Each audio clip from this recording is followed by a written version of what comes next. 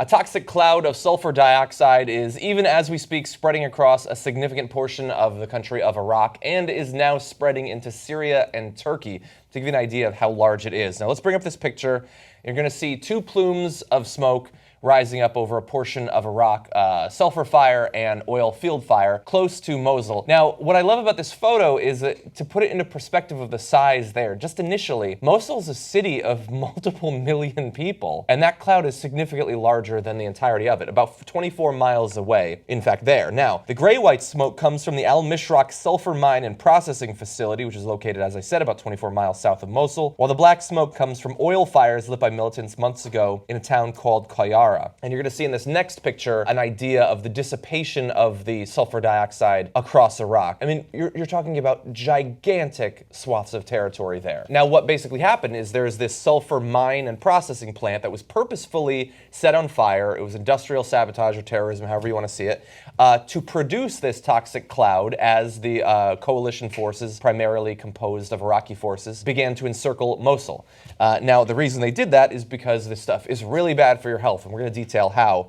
But we've actually seen this before from this specific plant. As NASA's Earth Observatory pointed out, a similar disaster occurred a decade ago in June 2003. That time, the fire raged for a month, releasing a total of 600 kilotons of sulfur dioxide and becoming the largest non-volcanic sulfur plume ever measured by satellites. Now, we have reports that supposedly the fire has already been extinguished, so it might not rise to the level of the 2003 fire, but still extremely bad for the people in that region. Sulfur dioxide is a colorless, noxious gas that forms when sulfur is combusted, as in this case, causes eye and skin irritation and triggers respiratory problems. Even short-term exposure to high concentrations can be life-threatening, and children are especially vulnerable to its toxic effects because they breathe more air for their body weight than adults do. And one of the reasons it is so toxic is because when it combines with water, it dissolves to form sulfuric acid in throats, on wet skin, in damp soil, and more. And in fact, when it contacts the soil, it can then dwell in the soil for weeks or months afterward, leaching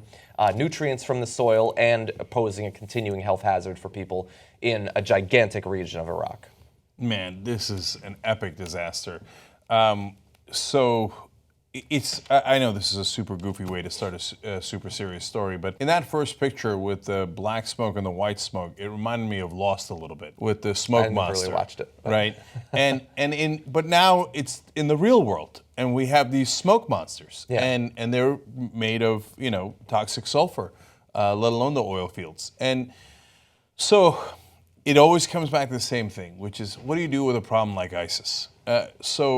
These guys are the worst of the worst, and the whole world is united in fighting against them. There's the one thing that unites Shia and Sunni, Muslims and Westerners. We're all against ISIS. And when you go to fight them in a place like Mosul, which is the largest city they've captured, it's 1.5 million people in that city, as John was alluding to.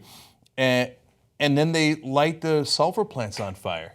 And so sometimes there's talk of like, there are groups of people that don't really care about their own well-being of their citizens or their followers, and so they'll do anything.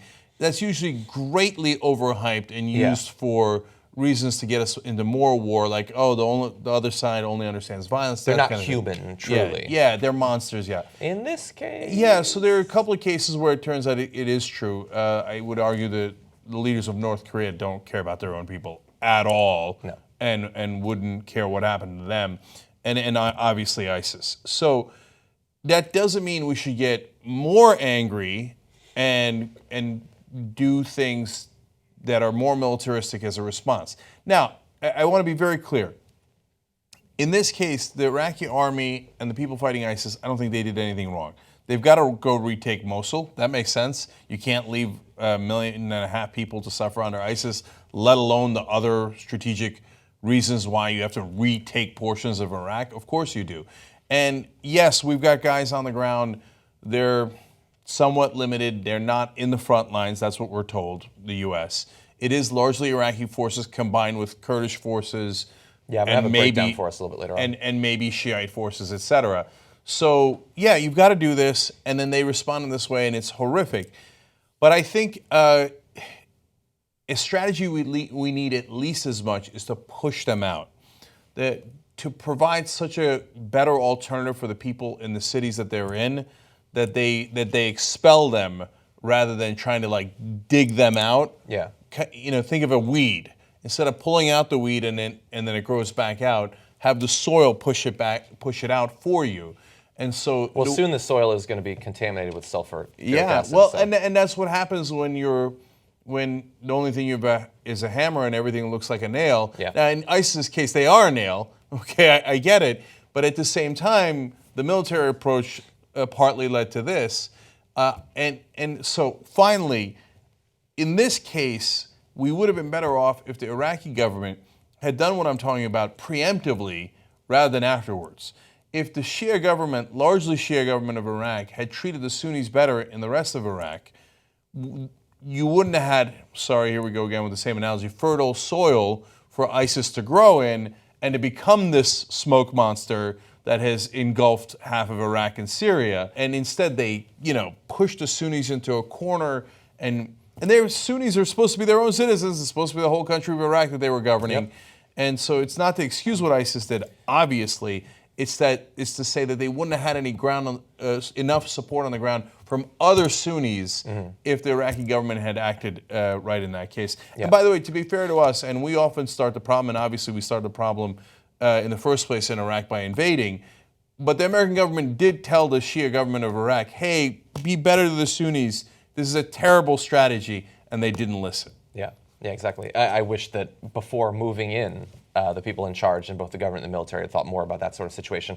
And in particular with this, as I said, the effects of the sulfuric acid or the sulfur dioxide can last for weeks or months even after the fire is extinguished. So of course the Iraqi government and the U.S. government, to whatever extent they're involved, should be ready to provide aid, especially to the children in the region, understanding that agriculture in the region in the near term could be affected as well. And in fact, if enough was released in that area, it can lead to acid rain as well. And so all of those are things that, in addition to the military situation, the Iraqi government now has to be on the watch for, and perhaps those in Syria and Turkey as well, as the cloud continues to expand. Yeah, that's right. And in this second picture that we showed, it's not just Iraq. You see it's also in Syria, but also in lower Turkey, in southern Turkey.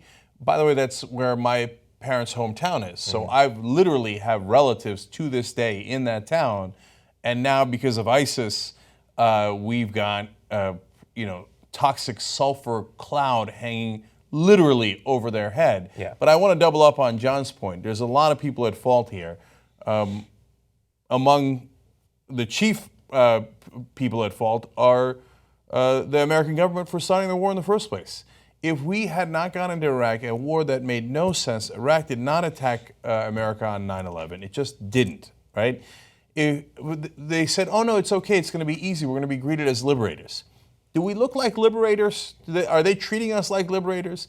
So if we hadn't gone in there and with no planning, one of the most amazing stories from the Iraq War that you might not remember is they did a 4-part presentation, the generals did, about how we were going to invade Iraq. So part 1 was about infiltrating Iraq, part 2 was getting to Baghdad, part 3 was taking over Baghdad. It's my rough recollection of the first 3 parts. The most important was part 4, what you do once you have taken over Baghdad. And it said 3 letters on it, TBD, to be determined.